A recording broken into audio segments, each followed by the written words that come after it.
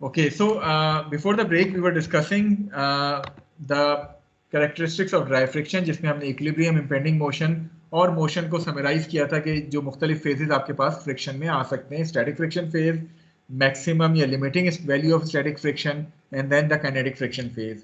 So now we are going to discuss what types of problem you are going to identify or you are going to get while solving problems involving dry friction. Now the first thing is you need to first of all identify the type of problem so that its relevant solution can be applied.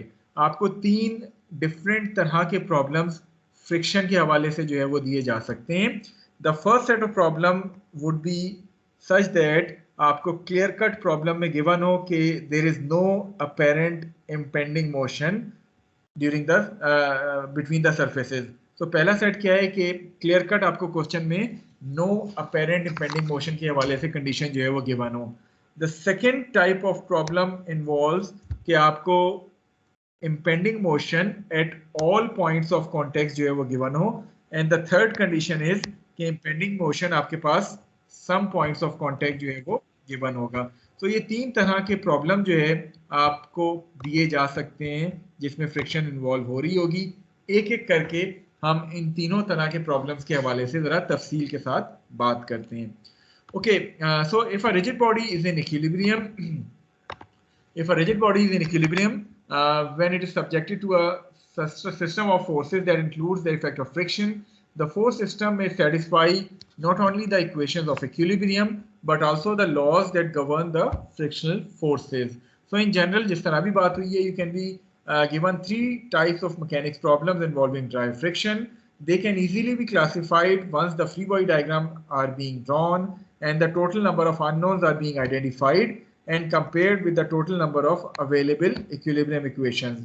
Those 3 types of problems are written here again: no apparent impending motion, impending motion at all points, and impending motion at some points of contact. अब ये होते क्या हैं problems, एक एक करके इन तीनों सेट ऑफ प्रॉब्लम्स को डिस्कस करते हैं.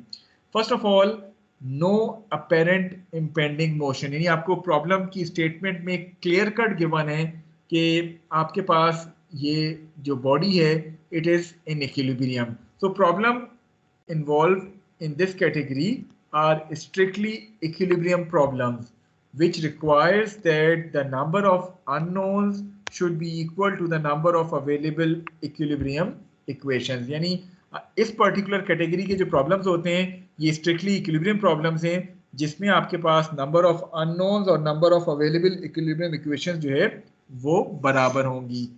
Once the frictional forces are determined from solution, however, their numerical values must be checked in order to make sure that the inequality F is less than or equal to mu Sn satisfies. Otherwise, slipping will occur and the body would not remain in equilibrium. So आपके जो पहले set of problems हैं वो basically इस phase से जो है वो डील करते हैं जो कि आपके पास स्टैटिक फ्रिक्शन फेज आ रहे हैं. इसमें आप फ्रिक्शन फोर्स को भी एज अ अननोन फोर्स लेके जो है वो डील करते हैं. So you take this friction force as a unknown force as well. आपके पास जितनी इक्वेशंस इक्विलिब्रियम की हैं वो अप्लाई करते हैं, फ्रिक्शन भी आपके पास अननोन होती है, उन इक्वेशंस ऑफ इक्विलिब्रियम से आपको फ्रिक्शन फोर्स की कोई ना कोई वैल्यू जो है वो मिल जाएगी.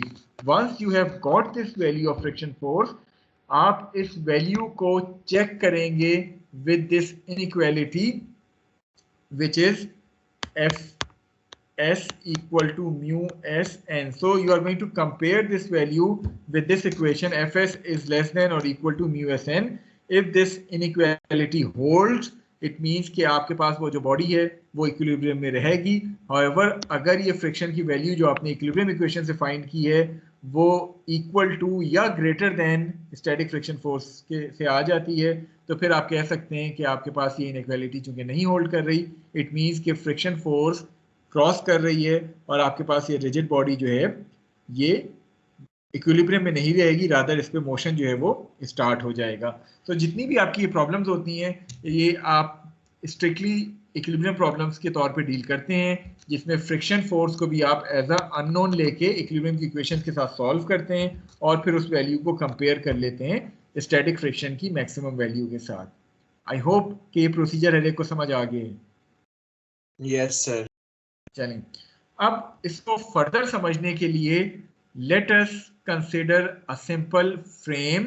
फ्रेम ये क्या है कि दो रिजिड बॉडीज के साथ मिलकर ये फ्रेम जो है वो बनाया गया है, A B and B C, आपको आई होप के नजर आ रहा होगा। And this frame is resting on ground at points A and C having coefficients of friction as 0.3 and 0.5 respectively. So a problem of this type is shown in the figure on the right hand side. Here we must determine the frictional forces at A and C to check if the equilibrium position of the two member frame can be maintained. So हम equilibrium की condition को maintain रखने के लिए FA और FC की value जो है वो डिटरमिन करते हैं। आपके पास ये एक अदद फ्रेम है, जब इसमें आपको गिवन है कि ये जो दोनों बार्स हैं AB and BC, both of them are weighing 100 newton each. अगर हम इसकी फ्री बॉडी डायग्राम बनाना चाहें तो बार A की फ्री बॉडी डायग्राम आपको शो की गई है on the left hand side, ये वाली जो फिगर है। सिमिलरली बार B की जो फ्री बॉडी डायग्राम आपको शो की गई है, it is on the right hand side. The weight of each bar is 100 Newton, तो हमने इसके सेंटर पॉइंट के ऊपर ये 100 न्यूटन का वेट दोनों के ऊपर अप्लाई कर दिया है। इसके अलावा पॉइंट बी के ऊपर चूंकि पिन जॉइंट था, तो आपके पास जब इसको रिमूव करेंगे तो सपोर्ट रिएक्शन Bx और By जो है वो आपने इंक्लूड कर दिए इन रैंडम डायरेक्शंस। ये वेट की वजह से पॉइंट ए जो है ये किस डायरेक्शन में इसमें स्लाइडिंग हो सकती है? Sir left side. Left side, so accordingly आपके पास friction force towards the right आ जाएगी FA। आई होप कि ये पॉइंट सबको समझ आ गया है। इसी तरह अगर मैं पॉइंट C की बात करूं तो पॉइंट C किस डायरेक्शन में स्लाइड हो सकता है? Sir right side. Right side पे, तो अकॉर्डिंगली फ्रिक्शन फोर्स आपके पास लेफ्ट की तरफ आ गई है। सो अगर गौर से मैं इन दोनों फ्री बॉडी डायग्राम्स को देखूं, how many unknowns do you have in these free body diagrams? एक अननोन NA है, दूसरा अननोन FA है, तीसरा अननोन NC है, चौथा अननोन FC है और पांचवें और छठे अननोन ये BX और BY। तो ओवरऑल आपके पास 6 अननोन्स इस पर्टिकुलर केस में मौजूद हैं। इक्विलिब्रियम इक्वेशंस कितनी होती हैं आपके पास एक सिंगल रिजिड बॉडी के लिए? सर 3। तो 3 इक्वेशंस आपके पास AB फ्रेम के लिए, 3 इक्वेशंस आपके पास रिजिड बॉडी BC के लिए। सो ओवरऑल 6 इक्वेशंस हैं, 6 अननोन्स हैं। सो यू कैन सॉल्व दो 6 equations in order to find out the values of these 6 unknown. तो यहाँ आपने फ्रिक्शन फोर्स को भी एज अ अननोन के तौर पे सॉल्व किया है। FA भी आपके पास अननोन था, FC भी आपके पास अननोन है। आपने इन 6 इक्वेशंस को सॉल्व किया, आपके पास FA की भी कोई वैल्यू आ गई, आपके पास FC की भी कोई वैल्यू आ गई। जस्ट टू चेक के क्या ये रिजिड बॉडी इक्विलिब्रियम में रहेगी या नहीं, आप इस वैल्यू को कंपेयर कर लेंगे with this inequality FA should be less than और इक्वल टू 0.3 NA। इसी तरह आपके पास FC वाली जो इनइक्वालिटी है, आप FC की वैल्यू को चेक कर लेंगे। FC की वैल्यू जो इक्विलिब्रियम इक्वेशन से आई है, that should be less than और equal to 0.5 NC। If both these inequality holds, इसका मतलब क्या है कि the body would remain in equilibrium. इनमें से अगर कोई भी एक वैल्यू इस इनइक्वालिटी को सेटिस्फाई नहीं करती तो बॉडी उस पॉइंट से स्लिप कर जाएगी and it would not remain to be in equilibrium. Is this point clear to all of you? Yes sir. ठीक है, तो जितनी भी आपके पास नो अपेरेंट इंपेंडिंग मोशन वाले प्रॉब्लम्स आएंगे उसमें आप यही प्रोसीजर फॉलो करेंगे। आप अपनी जिस बॉडी की भी आपको फ्री बॉडी डायग्राम कही जा रही है उसकी फ्री बॉडी डायग्राम बनाएंगे जिसमें फ्रिक्शन को भी आप एज अ अननोन फोर्स लेके ट्रीट करेंगे, इक्वेशंस ऑफ इक्विलिब्रियम अप्लाई करेंगे। बाकी वैल्यूज तो जो आती हैं सो आती हैं, फ्रिक्शन की जो वैल्यू आए इक्वेशन ऑफ इक्विलिब्रियम से उसको आप चेक कर लेंगे from maximum static friction value. अगर तो ये वैल्यू उससे कम है या बराबर है, कम होनी चाहिए, कम है तो इक्विलिब्रियम मेंटेन रहेगा, अदरवाइज अगर ज़्यादा आ जाती है तो फिर आपके पास ये बॉडी जो है वो स्लाइड कर जाएगी, इक्विलिब्रियम जो है वो मेंटेन नहीं रहेगा। आई होप कि ये पहला सेट ऑफ प्रॉब्लम्स हर एक को क्लियर हो गया होगा कि इसको किस तरह सॉल्व करना है। Any question? No, sir. Fine. So moving on to the second case या second set of problems जिस friction जिसमें involve है, its title says impending motion। सबसे पहले तो अगर impending motion एक क्विकली रिव्यू कर दे, impending motion क्या होता है? सर जिसमें F स्टैटिक डायरेक्टली प्रोपोर्शनल में होता है। मोशन बिल्कुल होने वाला होता है, क्या कहते हैं, फोर्स मोशन बिल्कुल स्टार्ट होने वाला होता है, मैक्सिमम जिसमें फ्रिक्शन की वैल्यू क्या होती है? Sir approximately sir F static friction sir ji maximum static friction के बराबर होती है, जो कि म्यू एस एन के बराबर होती है। So now this case says impending motion at all points of contact, यानी वो रिजिड बॉडी जहां जहां से सराउंडिंग से कनेक्टेड है वो तमाम पॉइंट्स जो है वो इम्पेंडिंग मोशन में आ रहे हैं, यानी वो तमाम पॉइंट्स जो है वो अबाउट टू मूव है, यानी फ्रिक्शन फोर्स अपनी मैक्सिमम वैल्यू को अटेन कर गई है। So in this case the total number of unknowns, थोड़ा सा और से देखें, जो हमने पिछला केस पढ़ा है उसमें total number of unknowns should be equal to total number of equilibrium equations, और हम एफ को एज अ अननोन के तौर पे लेते थे। ये जो सेकंड केस है, इन this case the total number of unknowns will equal the total number of available equilibrium equations plus the total number of available frictional equation, यानी आपके जो unknowns होंगे they should be equal to the total number of equilibrium equations plus the total number of available frictional equations। available से क्या मुराद है कि अगर ये rigid body दो जगह से कनेक्टेड है सराउंडिंग के साथ तो आपके पास दो फ्रिक्शनल इक्वेशन आ जाएंगी, अगर वो एक जगह से कनेक्टेड है तो एक फ्रिक्शनल इक्वेशन आ जाएगी, and so on. So available से मुराद ये कि जहां वो सराउंडिंग के साथ कनेक्टेड है वहां के लिए भी अगर रफ सरफेस है तो you are going to get a frictional equation for that point as well.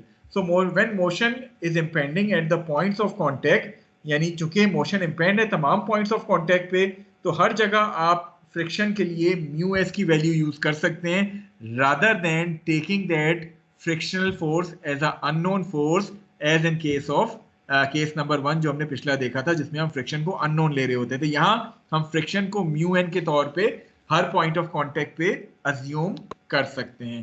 So in order to clearly understand this problem, let us consider a rigid body AB which is being placed on the ground as well as the wall, जो कि आपको show किया गया है। Point A पे ये ground के साथ रखी हुई है और पॉइंट बी पे ये वॉल के साथ सपोर्ट की गई है। So consider the problem of finding the smallest angle at which this 100 newton bar can be placed against the wall without slipping. In other words, हमें ये एंगल थीटा डिटरमिन करना है, वो स्मॉलेस्ट एंगल थीटा जो इस बार को impending motion में restrict कर सके, यानी बिल्कुल इस पॉइंट से जरा सा थीटा आप जो है वो मजीद कम करेंगे तो आपके पास ये बार जो है वो मोशन कर जाएगी। ओके, इस केस में चूंकि आपके पास इम्पेंडिंग मोशन वाली कंडीशन है at point A and B, अगर मैं फ्री बॉडी डायग्राम बनाता हूं तो थोड़ा सा और से फ्री बॉडी डायग्राम को देखें। मेरे पास पॉइंट ए के ऊपर एक अदद नॉर्मल रिएक्शन फोर्स आ जाएगी ग्राउंड की वजह से, और पॉइंट ए किस डायरेक्शन में मोशन कर सकता है?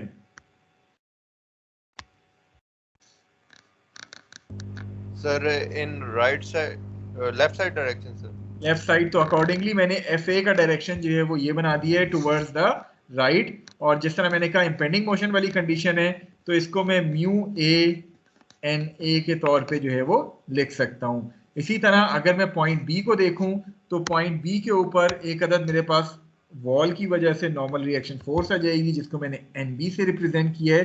पॉइंट बी किस डायरेक्शन में स्लाइड कर सकता है?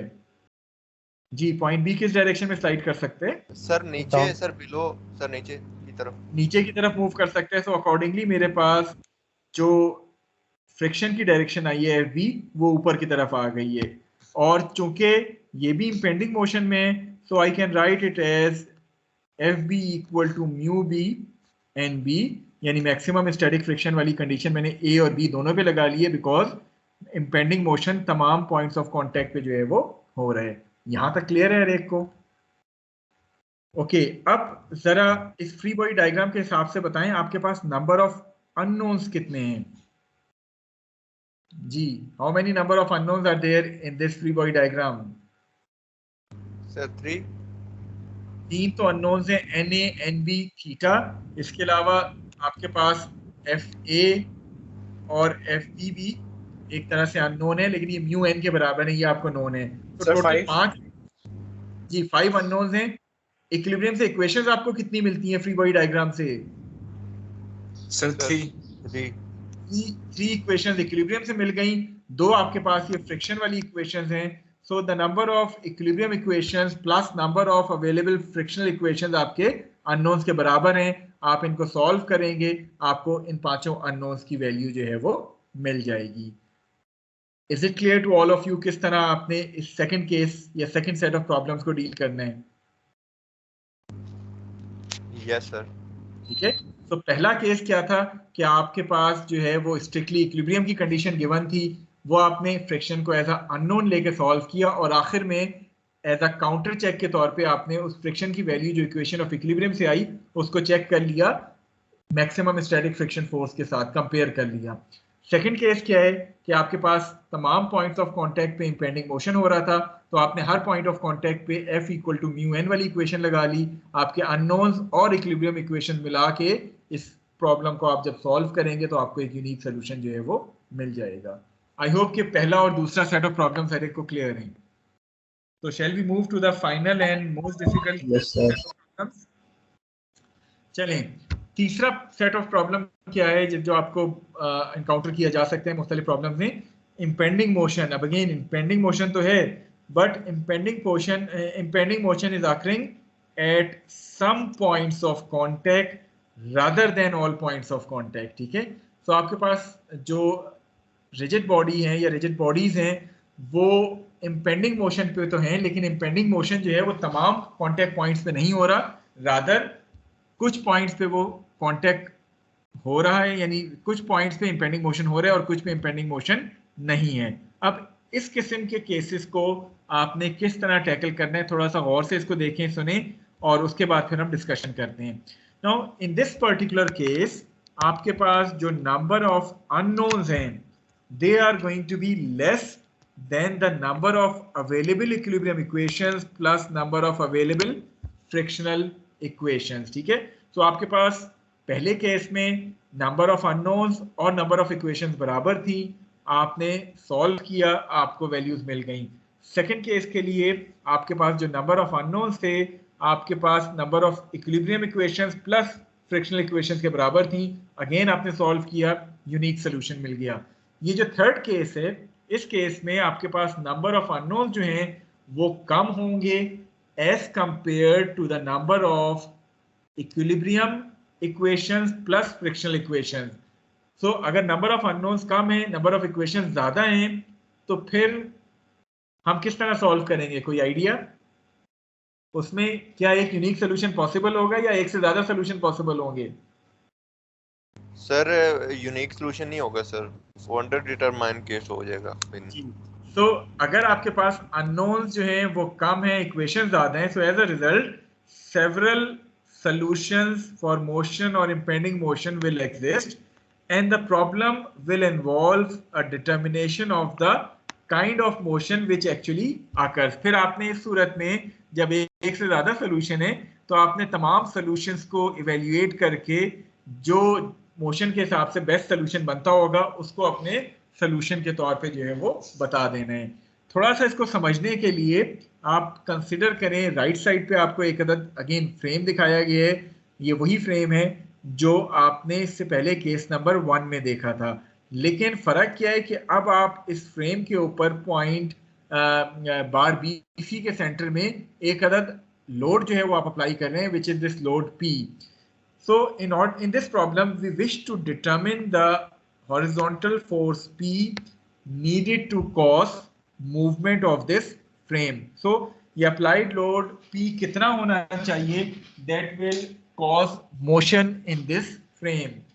Each of these two members have a weight of 100 Newton. So इसकी free body diagram बनाते हुए हम इस लोड को इसके सेंटर में जो है वो शो कर देंगे। अच्छा, अब there are three possibilities जो कि एग्जिस्ट करती हैं इस केस में. द फर्स्ट पॉसिबिलिटी इज आप ये P की वैल्यू जब अप्लाई करें तो या तो पॉइंट A जो है वो स्लिप कर जाए और पॉइंट C स्लिप ना हो, ऑल्दो पॉसिबिलिटीज की कम है, लेकिन एक सोल्यूशन तो ये हो सकता है कि स्लिपिंग A पे हो और C पे ना हो. The second type of motion which may occur in this frame is कि C स्लिप कर जाए और A पे स्लिपिंग ना हो, ऐसा ही है. और थर्ड पॉसिबिलिटी क्या है कि साइमल्टेनियसली A और C दोनों स्लिप कर जाएं, विच इज रेयर. तो ये तीनों मोशन पॉसिबल हैं इस फ्रेम में. Yes sir. ठीक है, तो हमने तीन पॉसिबिलिटी जज की हैं अपने हिसाब से. पहली मैं रिपीट कर देता हूं, जब आप फोर्स P अप्लाई करते हैं in order to find out the value of this force P जिसपे ये फ्रेम में मोशन स्टार्ट हो, तो मोशन या तो A पे स्टार्ट होगा C पे ना होगा, यानी A स्लिप हो जाए C स्लिप ना हो, या हो सकता है C स्लिप हो जाए A स्लिप ना हो. और तीसरी पॉसिबिलिटी है कि A और C दोनों साइमल्टेनियसली जो है वो स्लिप हो जाए. इट मींस के आपको ये तीनों पॉसिबिलिटीज चेक करनी पड़ेंगी in order to verify your solution. अब इसको करने के लिए आप करते क्या है कि आप फ्री बॉडी डायग्राम इन दोनों बार्स की जो है वो ड्रॉ करते हैं. On the left hand side you have the free body diagram of bar A, on the right hand side you have the free body diagram of bar BC. आपने number of unknowns जो है वो identify करने हैं. जरा यहाँ कितने number of unknowns हैं सर? 7. तो 7 अननोन्स हैं, NA, FA, NC, FC, P, BX, BY. So there are 7 unknowns in this particular case. If we take a look at the number of available equations, तो आपके पास इस particular frame के लिए 3 equilibrium equations आ जाएंगी, इसके लिए आपके पास 3 इक्विलिब्रियम इक्वेशंस आएंगी, प्लस आपके पास 2 फ्रिक्शन इक्वेशंस हैं. तो टोटल नंबर ऑफ इक्वेशंस कितनी हो गई सर? 8. अननोन्स आपके पास 7 हैं, इक्वेशंस आपके पास 8 हैं.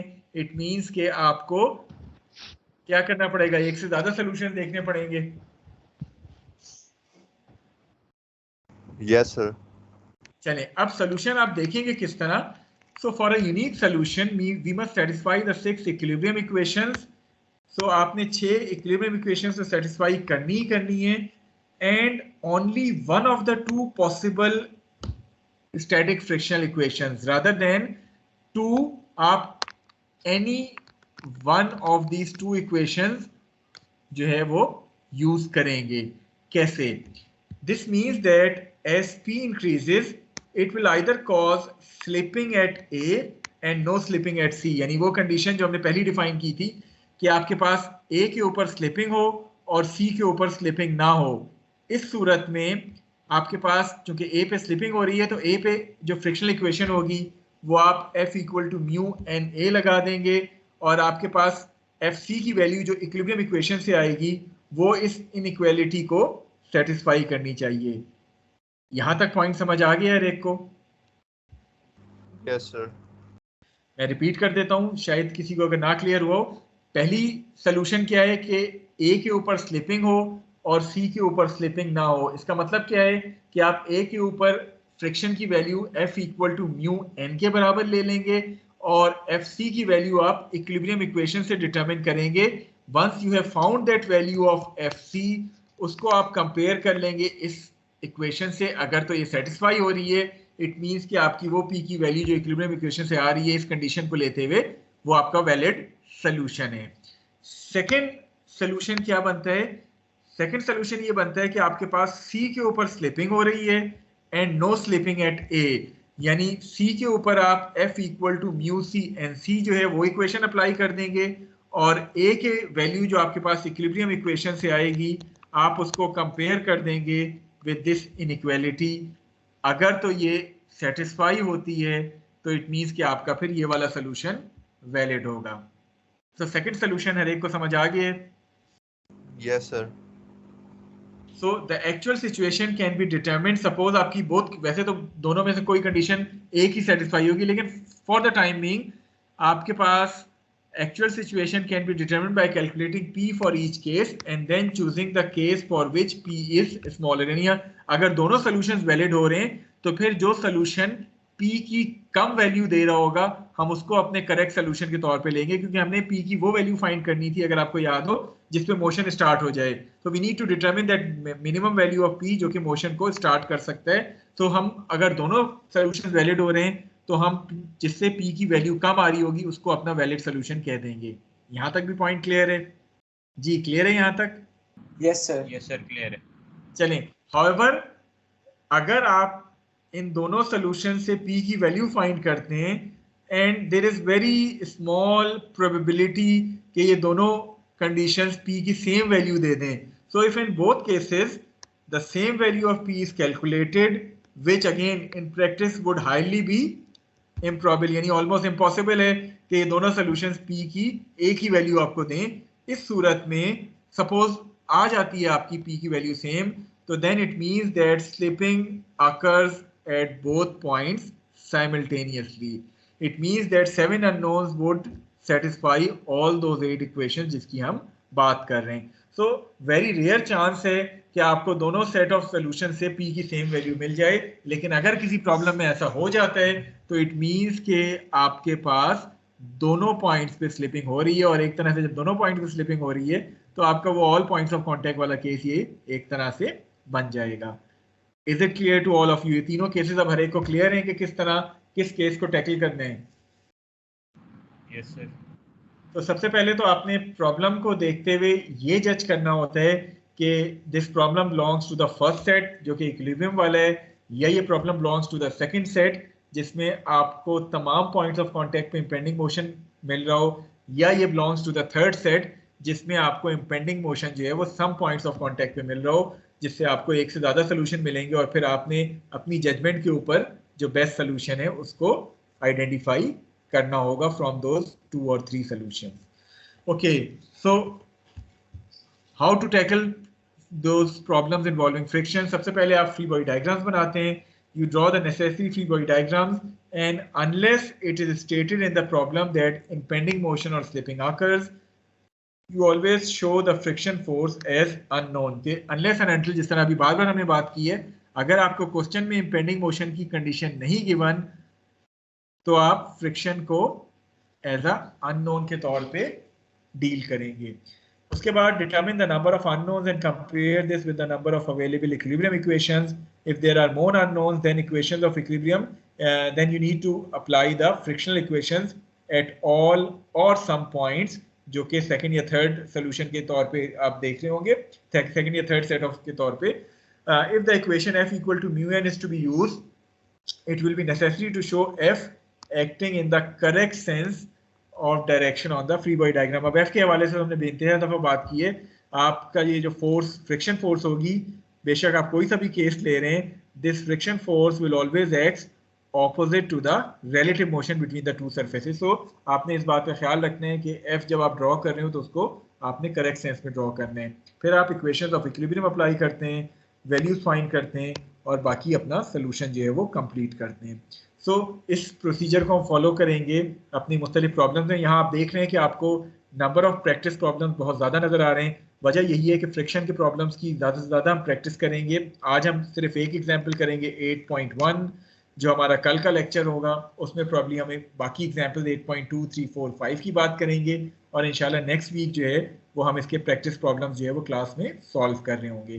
तो इसके साथ ही फिर हमारा कोर्स इंशाल्लाह नेक्स्ट वीक ख़त्म हो जाएगा। ओके, हम सिर्फ आज आपकी अंडरस्टैंडिंग को चेक करने के लिए एग्जाम्पल 8-1 सॉल्व करते हैं ताकि थोड़ा सा आइडिया हो जाए कि आपको किस हद तक ये फ्रिक्शन जो है वो समझ आई है। इन this case you have a uniform crate which has a mass of 20 kg। सबसे पहली बात, ये चूंकि यूनिफॉर्म क्रेट है तो इसका वेट किस पॉइंट पे एक्ट करना चाहिए? Any idea? Centre sir. So centre of gravity पे इसका वेट एक्ट करना चाहिए। तो अगर ये टोटल विड्थ इसकी 0.8 मीटर्स है, इट मींस कि ये यहाँ से लेके यहाँ तक ये 0.4 मीटर्स के ऊपर एक्ट करेगा, इजंट इट? इसी तरह यहाँ से लेके यहाँ तक वेट की लोकेशन क्या होगी? सपोज मैं कहता हूँ this is centre of gravity G, तो नीचे से G तक का डिस्टेंस कितना होगा? वो ऑलरेडी आपको गिवन है 0.2, ठीक है। चलें, सो you apply a force P having a magnitude of 80 newtons to the crate at an angle of 30 degrees as shown to you in the figure. Determine if it remains in equilibrium. So this crate is in equilibrium. क्या ये P apply करके ये equilibrium में रहेगा या नहीं, ये हमने जो है वो show करना है. So the coefficient of static friction is mu s equal to 0.3.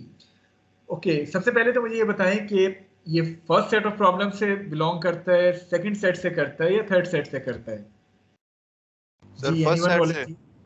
Ji first set से करता है क्योंकि क्लियर कट हमें नहीं सेकंड से नहीं करता, फर्स्ट से. देखिए हमें ये गिवन है कि it remains in equilibrium. Remains in equilibrium का क्या मतलब है कि फिलहाल ये इक्विलिब्रियम में ही है, इसको अप्लाई करके भी ये इक्विलिब्रियम में रहेगा या नहीं ये हमने चेक करना है. सो चूंकि स्ट्रिक्टली इक्विलिब्रियम की कंडीशन आपको गिवन है, it means that it belongs to the first set. हाँ सिर्फ आप ये करेंगे कि फ्रिक्शन को अननोन लेके जब सॉल्व करेंगे उसकी जब वैल्यू आएगी तो आप उसको मैक्सिमम स्टैटिक फ्रिक्शन फोर्स से एक दफा कंपेयर करके देख लेंगे कि क्या वाकई आपका सोल्यूशन वैलिड है. अगर वैलिड है तो इक्विलिब्रियम में रहेगा, अगर ज्यादा आ जाती है वैल्यू तो फिर मोशन जो है वो स्टार्ट हो जाएगा. आई होप कि ये पॉइंट हर एक को क्लियर है. Yes sir clear. चलें. सो एन को मैं कहाँ ड्रॉ कर दूँ? जब मैं इसकी फ्री बॉडी डायग्राम ड्रॉ करूंगा, सरफेस रिमूव करूंगा, so I am going to get this normal reaction force जिसको मैं NC के तौर पे रिप्रेजेंट कर रहा हूँ, और इसको मैंने थोड़ा सा ऑफसेट करके सेंटर ऑफ ग्रेविटी से ड्रॉ किया है just to check the tipping effect as well. ठीक है, यहाँ तक क्लियर है रेक को? और कोई फोर्स इसमें आनी चाहिए? सर फ्रिक्शन आएगी. So let me represent that friction force as F. Left की तरफ ही आएगी friction, isn't it? Yes sir. चलें. So starting with the equations of equilibrium, चूंकि फर्स्ट सेट से बिलोंग करता है तो हम इक्वेशंस ऑफ इक्विलिब्रियम के साथ F की वैल्यू निकालेंगे और उस वैल्यू को हम मैक्सिमम स्टैटिक फ्रिक्शन फोर्स से एक दफा कंपेयर कर लेंगे. So taking positive axis towards the right and applying the conditions of equilibrium summation fx equal to 0, what are the forces which you can identify acting along the x-axis? One is 80 cos 30 with a positive sign and the other one is friction force with a negative sign. और कोई force x direction में act नहीं कर रही. So once you solve it, the value of F comes out to be 69.3 Newton. In the second step, you are going to apply summation Fy equal to 0, 80 sin 30 with a negative sign. ये आपकी y axis के along आ जाएगा. इसके अलावा y axis के along क्या एक कर रहे हैं? Can you identify it? Sir weight. Sir weight और नॉर्मल. वेट जो -w आ गया और नॉर्मल रिएक्शन फोर्स जिसको मैंने प्लस साइन के साथ रिप्रेजेंट कर दिया. So once I am going to solve it, the value of normal reaction comes out to be NC equal to 236.2 Newton. आपके पास NC आ गई. Okay, now we need to find out the value of X as well in order to check the tipping effect. So X की value find हम किस तरह करेंगे? अगर मैं इस पॉइंट को O ले लेता हूं जो कि ये वाला पॉइंट है. So if I take moments about point O, कौन सी फोर्सेस मोमेंट बना रही है पॉइंट O के अबाउट? वेट बनाएगा? नहीं सर, तो नॉर्मल फोर्स बनाएगा. जी NC बनाएगी. और P NC का perpendicular distance from point O x के बराबर है. ये NC क्लॉकवाइज मोमेंट बनाएगी या counter clockwise moment? Sir counter clockwise. Counter clockwise, तो ये पॉजिटिव साइन के साथ आ जाएगी. ओके, फ्रिक्शन फोर्स बनाएगी मोमेंट अबाउट पॉइंट O? नहीं सर. अप्लाइड फोर्स बनाएगी moment about point O?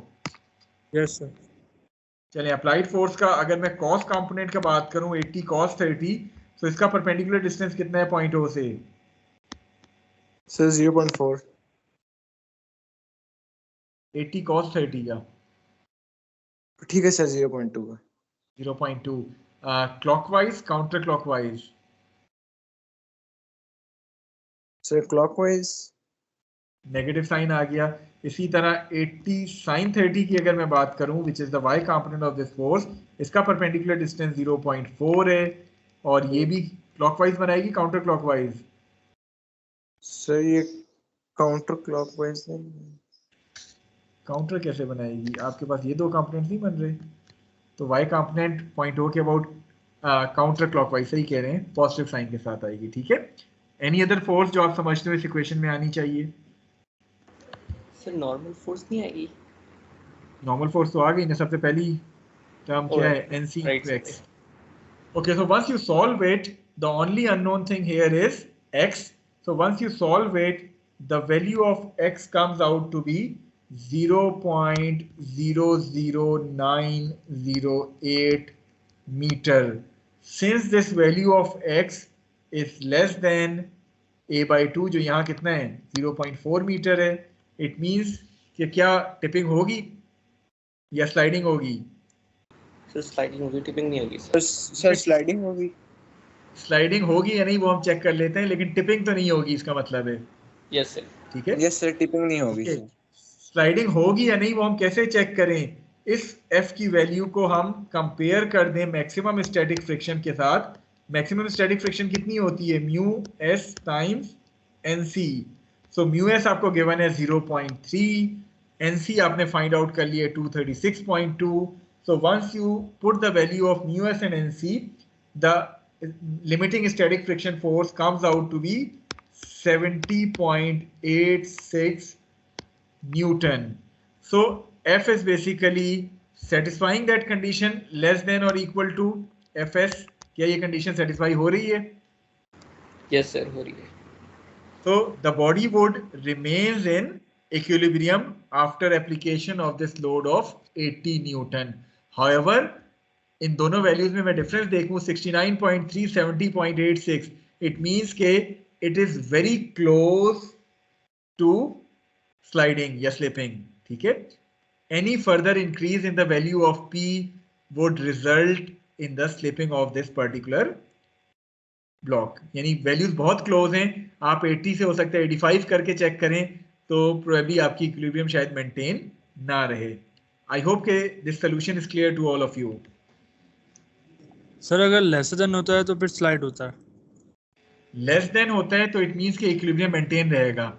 If this value of f which you have determined from the equilibrium equation is less than the maximum static friction force, it means कि अभी तक ये body equilibrium में है। Okay sir, तो slide का पता चलेगा? स्लाइड सपोज आपकी ये वैल्यू f आप फाइंड करते हो और f की वैल्यू ग्रेटर देन आ जाती 70.86 से, तो इस सूरत में इक्विलिब्रियम मेंटेन ना रहता और ये बॉडी जो है वो स्लाइडिंग कर जाती। Okay okay sir. देखिए ये वो मैक्सिमम स्टैटिक फ्रिक्शन फोर्स है जो कि इक्विलिब्रियम को मेंटेन रखने के लिए चाहिए। अगर इससे ज्यादा इंक्रीज हो जाती है आपकी फ्रिक्शन तो इट मींस के इक्विलिब्रियम मेंटेन नहीं रहेगा। So any other query, any question relevant to this particular problem या आज के लेक्चर के हवाले से कोई चीज आप पूछना चाहें?